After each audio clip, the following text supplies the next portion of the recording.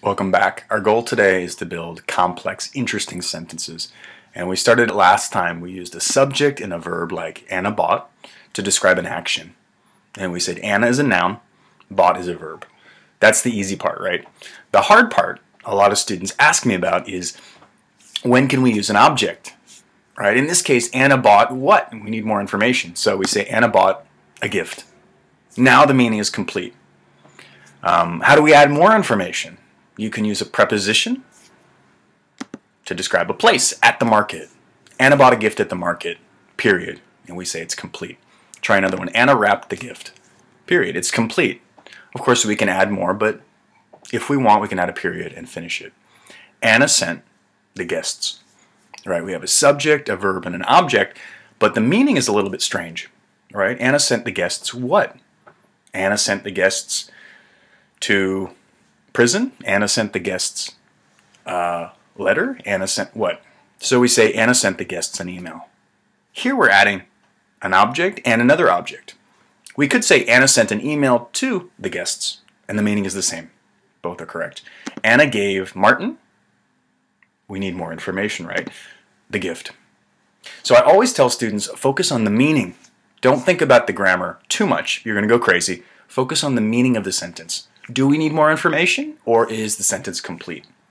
And you'll notice we have two kinds here. We have a verb like wrapped. We always need an object. Wrapped to what? And a verb like gave, we often have two objects. Martin, the gift. And the same with sent. The guests an email. It's common to have two objects. What about this one? Anna slept. This one is already complete. We don't need an object, so we add a period here, right? Why? We have three kinds. Transitive verbs like Anna bought. We always add an object, a gift. Two object transitive verbs. We can add two objects sometimes. The guests, an email. And then sometimes we can switch the order, right? We say Anna sent an email to the guests. We can use a preposition to flip the order.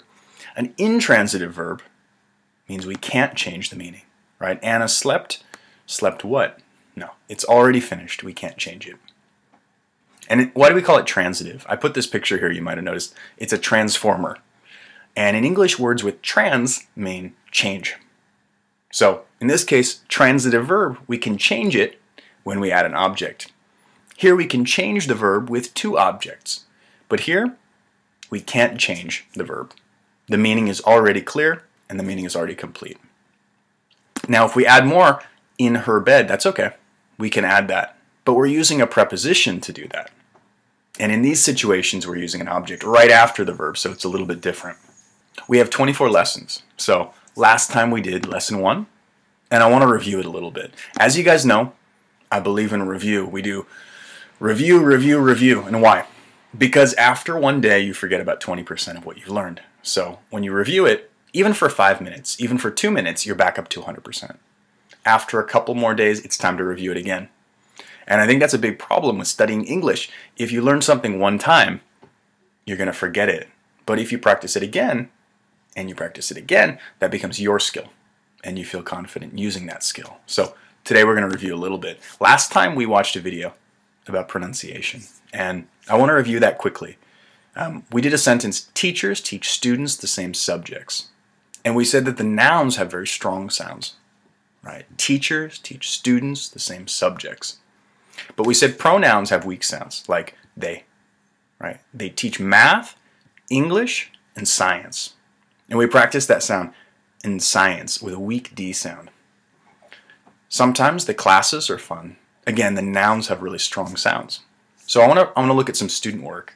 Last time we watched a video about this woman who collects things. And I got a great example of a paragraph from a student. So let's look at it. Today I met with an unusual lady who has a hobby of collecting things. She collected old-fashioned jewelry, cookbooks, garden books, candles, silverware, and cats. Here we have a great list, and you can hear my pronunciation, right? The student used commas to separate all of these things like we practiced. The student also used subject, verb, and an object. She collected object, object, object, object. We're using that same grammar, that pattern that we studied. So it was a great paragraph. Thank you for sending it. If you didn't send one last time, you can send one today. We have a new activity. We also did a listening activity. And I asked you guys to look at this picture and to describe the room. So let's listen to a student recording. This picture shows a very bright and colorful room. On the left, you can see a fireplace which has a clock and two candle holders on the top. You also can see a window. It appears to be dark outside. On the right side, you can see a table which has a light, a comb, a brush, and also a leftover cereal bowl on the top. Okay, I thought this was a great recording. The student used a lot of those place expressions, right? Like on the left, on the right side, on the top, in the middle, which is great because we're adding extra information. The student also used subject, verb, and object. Every sentence has a subject and a verb.